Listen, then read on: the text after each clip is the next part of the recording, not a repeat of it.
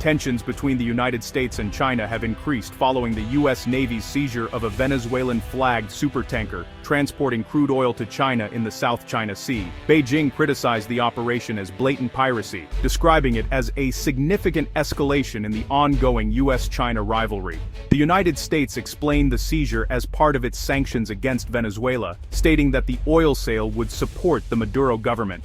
China maintains that its trade with Venezuela is legal and accuses Washington of exceeding its authority and disrupting global commerce. This event represents a transition from diplomatic disagreements to direct actions affecting maritime trade.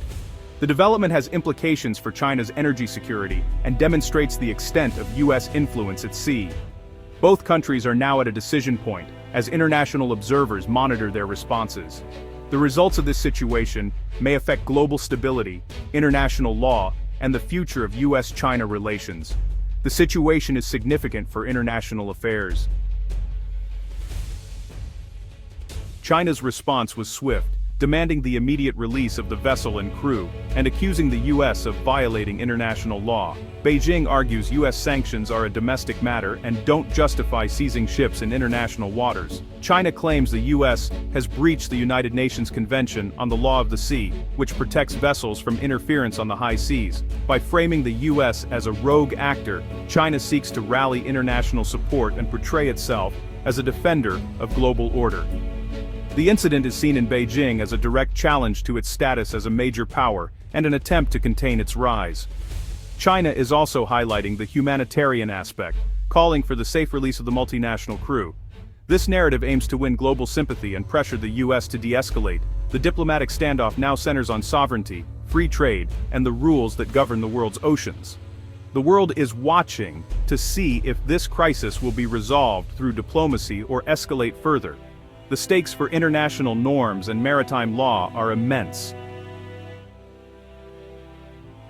The Pacific Voyager, a Venezuelan-flagged supertanker, was intercepted by the USS John S. McCain in international waters near the Philippines. The tanker, carrying 2 million barrels of Venezuelan crude, was bound for China and is allegedly owned by Venezuela's state oil company, PDVSA.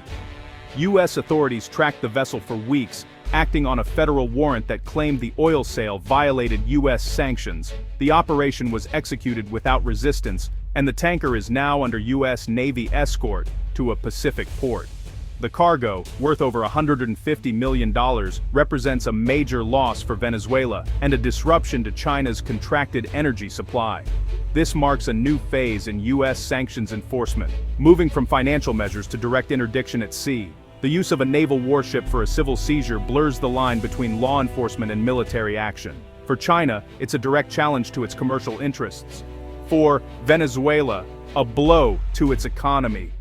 The incident sets a precedent for future confrontations over sanctioned trade.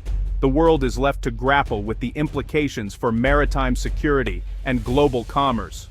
The Pacific Voyager is now a symbol of escalating great power rivalry.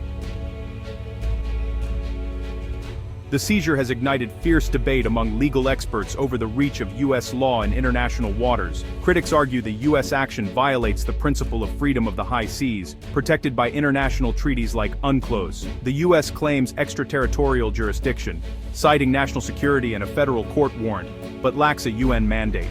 Venezuela has condemned the seizure as piracy and called for UN intervention, backed by allies like Russia and Cuba. Many nations see this as a dangerous precedent, empowering powerful states to disrupt global trade at will. European countries urge restraint, wary of escalating tensions but reluctant to openly challenge the U.S. international shipping groups, warn such actions endanger seafarers and could drive up costs for global trade.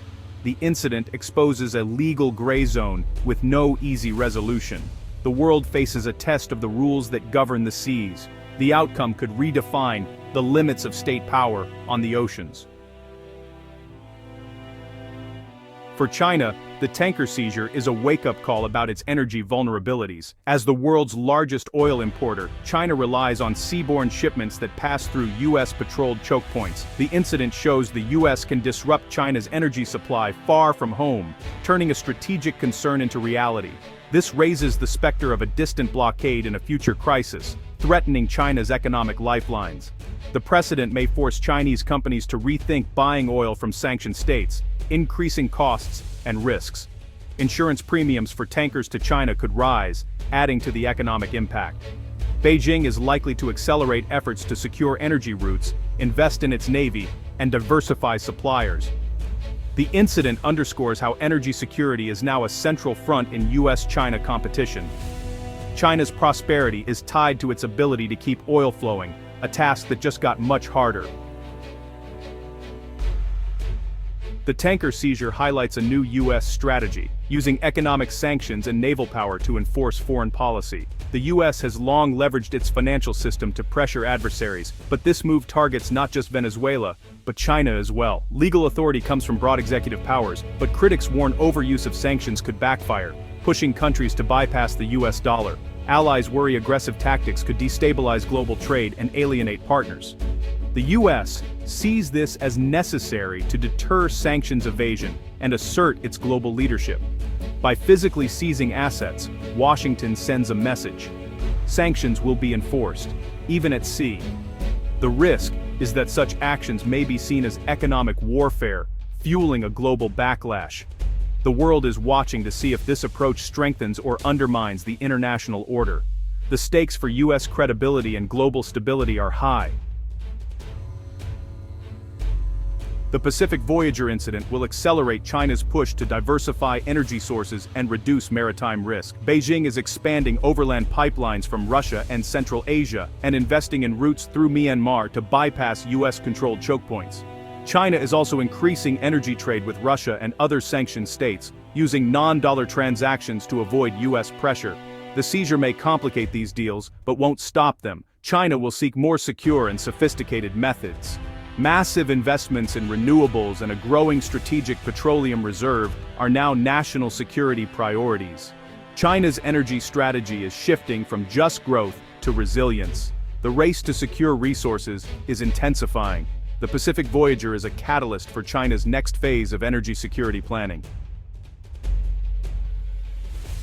The Pacific Voyager seizure is a turning point in US-China competition, moving conflict into the realm of maritime security and energy. For China, it confirms fears about energy vulnerability and will drive military and diplomatic efforts to protect its interests.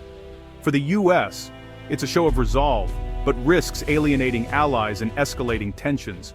The incident exposes the lack of crisis management between the two powers, raising the risk of miscalculation. The stability of global trade and the freedom of the seas are now in question. Both nations must decide whether to escalate or seek diplomatic solutions.